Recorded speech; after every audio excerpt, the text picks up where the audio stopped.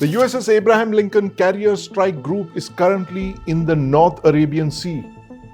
It's being escorted by 3 Arleigh Burke-class destroyers, accompanied by 2 supply ships, and it has at least 1 nuclear-powered attack submarine in the fleet.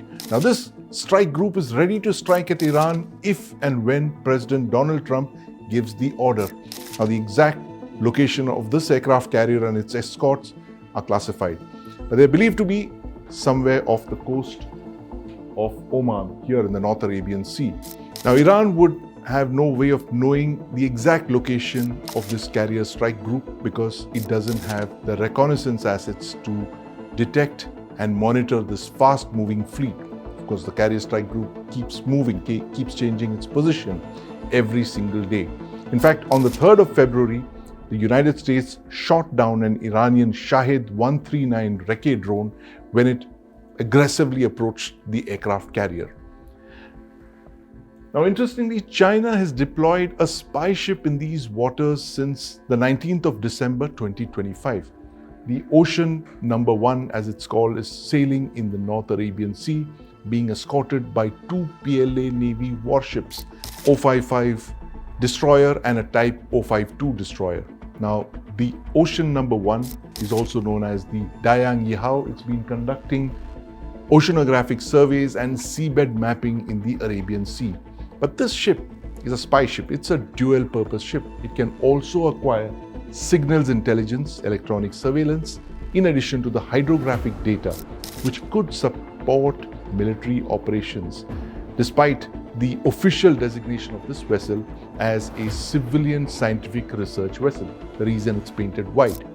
This deployment fits a broader pattern where Chinese research or survey vessels shadow US carrier strike groups in international waters to gather intelligence on tactics, emissions, and operations similar to those being carried out in the Pacific. Of course, we've seen them in the Bay of Bengal and Indian Ocean as well to track India's missile tests. Now, when it comes to these carrier strike groups, China has, of course, its own interests in building up a library of information on the signatures of various US aircraft carriers. But defense analysts like Patricia Merins believe that the Ocean Number 1 is also monitoring all movements of US warships and submarines and passing the information on to Iran. Now, the Chinese could capture electronic emissions like radio frequency radars and communications from nearby ships and aircraft and relay these to Tehran. At the very least, such information could be used to warn the Iranians of any surprise attack from this carrier strike group. Of course, there are other analysts like open source image analyst Damien Simon who believe it's just a coincidence that this Chinese spy ship happened to be there. But the interesting part is that it's accompanied by 2 warships. Normally, these spy ships travel by themselves, unescorted. There is a history to China's support of Iran, if there is indeed one such relationship. Let's not forget, last year, China helped the Pakistan Air Force with satellite imagery during the 88-hour Operation Sindoor launched by India in May 2025. Could China do the same for Iran? Now, countries like Iran would be unlikely to forget such assistance in a time of crisis, especially when they have their backs to the wall with a US carrier strike group in your front yard.